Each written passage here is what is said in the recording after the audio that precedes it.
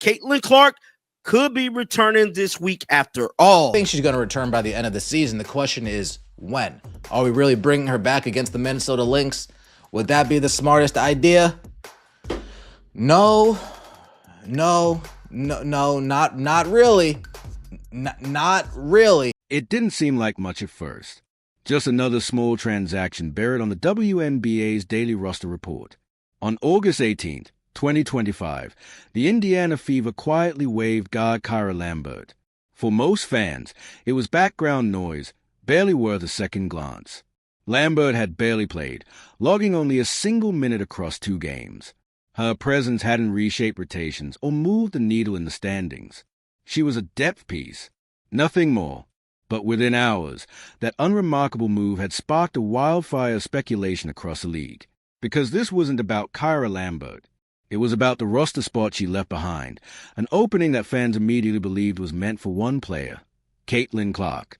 Almost overnight, everything changed. Lambert's release didn't shock people because of who she was. It shocked them because of when had happened. The Fever are in the middle of a tense playoff push, and with the postseason on the line, every move feels heavy. Releasing a fringe player like Lambert now, instead of earlier or later in the season, felt too deliberate to ignore.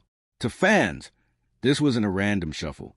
It was a calculated move, and it pointed to one conclusion: Clark is coming back. Social media lit up instantly. Memes, countdowns, speculation threads. Everyone was doing the roster math. Indiana hadn't cut a key player. They'd cut someone seen as expendable. And when a team clears space midseason, especially when every game matters, it's never meaningless. It's preparation. For someone. For something star. And no one shift the balance the way Caitlin Clark does. Of course, not everyone bought into the theory. Some thought the move was about making room for another guard, maybe even Kennedy Carter, who'd recently made waves with her play elsewhere. But Carter had already signed with another team. Others pointed to Sophie Cunningham's lingering health issues, suggesting Indiana was just trying to plug gaps. Those theories fell apart quickly. What stuck was a belief that this was about Clark. The silence from Indiana's front office only fueled the speculation. For 4 long weeks, Fever fans have lived in a fog of uncertainty. Clark hasn't played since July 16th after a groin injury sidelined her during the peak of Indiana's midseason surge. Each missed game became more painful than the last. Her absence wasn't just felt, it loomed. Now, with Lambert gone and a glaring hole in the lineup, the timing has pushed the suspense to its breaking point. Was this the first undeniable clue that Clark's return was imminent? The stakes couldn't be higher.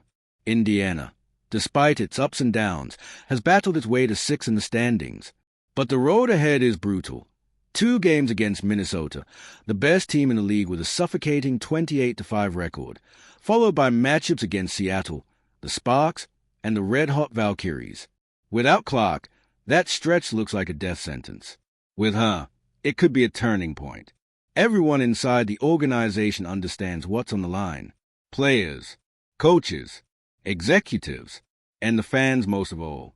Every decision now feels like a matter of survival.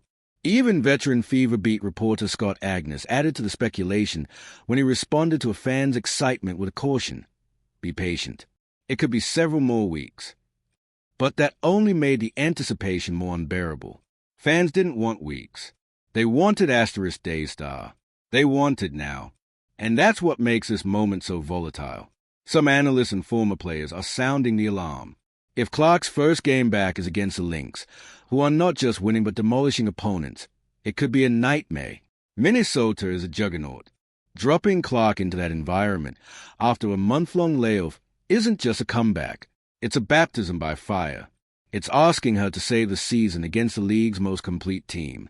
To some, it's desperation disguised as hope. But maybe that's the point. Indiana is desperate. Sophie Cunningham's injury status remains murky. The bench is thin. Coaching decisions under scrutiny. Cutting Lambert didn't fix any of that. It didn't solve Indiana's problems. But it did send a message. They are preparing for something big.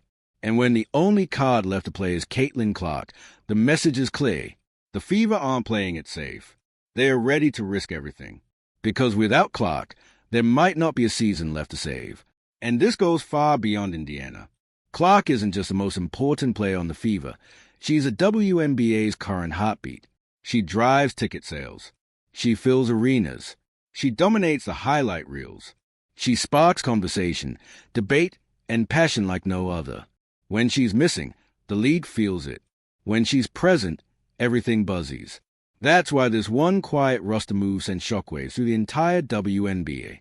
Everyone understands what's at stake. Clark's return isn't just a potential playoff boost for the Fever. It's a moment that could re-energize the entire league. Because Kyra Lambert was never the story. Her release wasn't about her. It was about what she represented. A placeholder. A bridge to something bigger. The timing says everything. Indiana could have done this weeks ago. They didn't. They waited. And that tells you all you need to know. Everywhere you look now, the whispers have turned to shouts. Fever fans aren't just hopeful, they're convinced. Outlets that haven't covered Indiana in years are suddenly running headlines.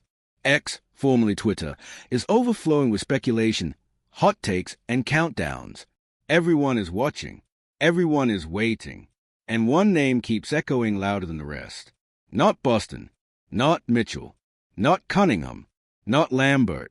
Caitlin Clark. Because right now, in the WNBA, there's no bigger name. No bigger question mark. No bigger story. Clark's presence isn't just about basketball. It's cultural. Every game she plays is a spectacle. Every return is an event. And her absence has left a void that nothing else has been able to fill. The Fever don't just want her back. They need her. Without her, they're a mid-tier team trying to hang on. With her, they're on the front page, in the playoff race, and at the center of the basketball world. That's why this moment feels so electric, so pivotal, so loaded with meaning. Because this isn't just a comeback. It's the return of the WNBA's main event. But that brings its own danger. Hope, after all, can be a dangerous thing. If the Fever are bluffing, if this move isn't followed by a Clark announcement soon, the backlash could be swift and fierce. Fans aren't just watching anymore. They're demanding answers. And in the modern WNBA, fans have power. The schedule doesn't care. Minnesota looms. Then Seattle. Then the Sparks, the Valkyries, the Mercury. Every one of them smelling blood in the water. Without Clark, Indiana's vulnerable. Maybe even doomed. But with her, they have something else. They have hope.